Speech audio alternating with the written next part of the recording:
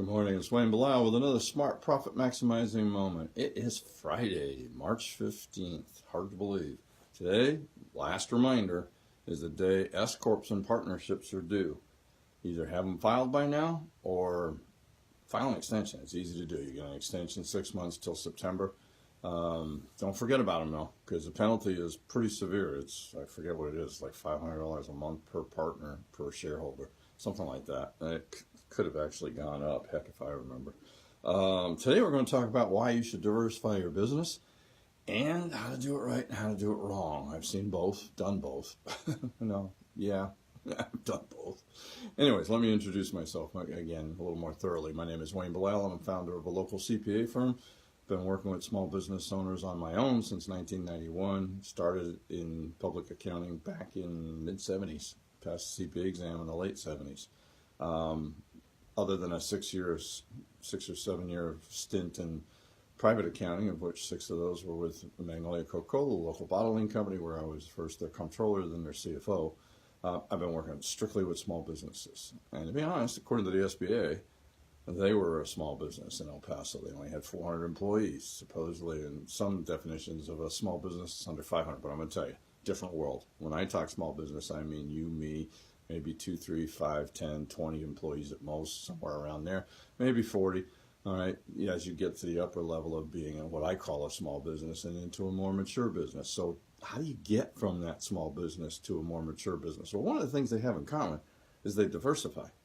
All right, diversification protects you when things go bad.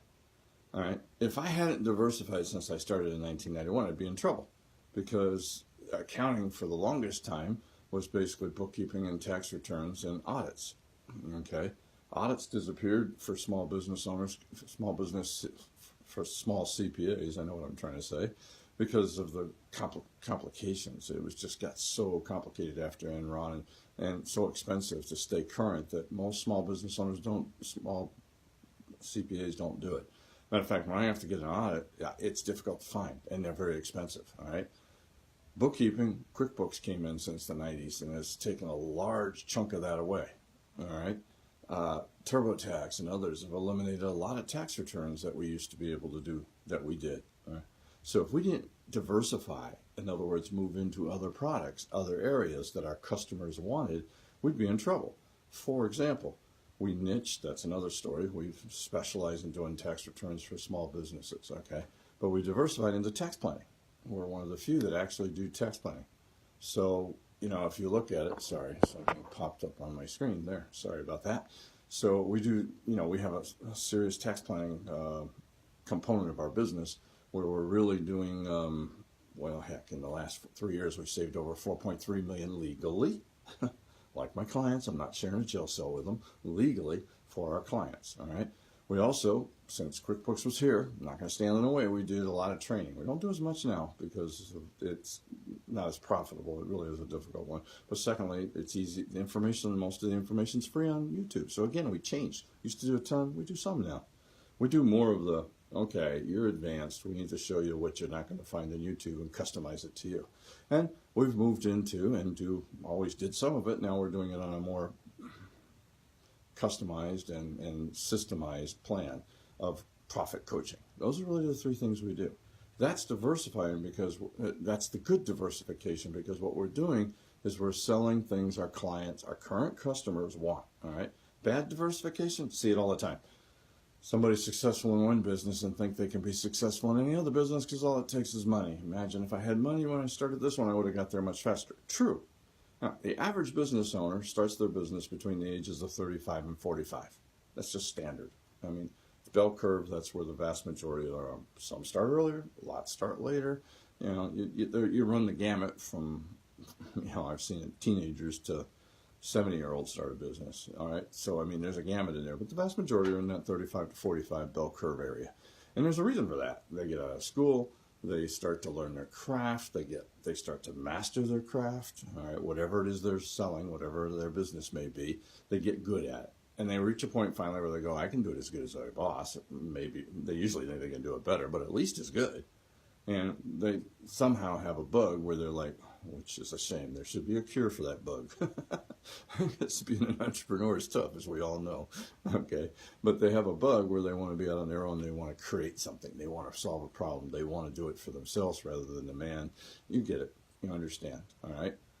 What they do, though, is they get successful at that and think that success, I'm a genius, it translates to something else. One of the worst things I see is somebody who's good at a business and decides they're going to open a restaurant or a bar.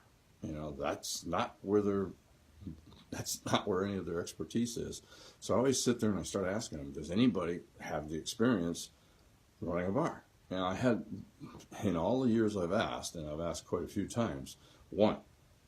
Yeah, well, actually two. There's a second one that came up about 3 years ago, that the brother is very good at running a bar. Okay, that's good. You grew up in it, you learned it, because that's really what it takes. To be successful in a business, you have to have done your homework. You have to actually see one being run. You have to see all the problems and all the things that can go right, all the things that can go wrong. You have to learn how to be profitable at that business. That's still a problem. Most people are very good at their craft, but they're not that good at running a successful business. All right. I was a good CPA for the longest time. I'm still a good CPA, but I'm saying that when I first started, I knew I was a good CPA, had been trained well, had a lot of experience, really good, worked well with clients, but I was not good at running a CPA firm. That took me years to learn the difference. All right. That happens with almost all business owners. So that experience that comes from like even being a manager in one is vital to being successful.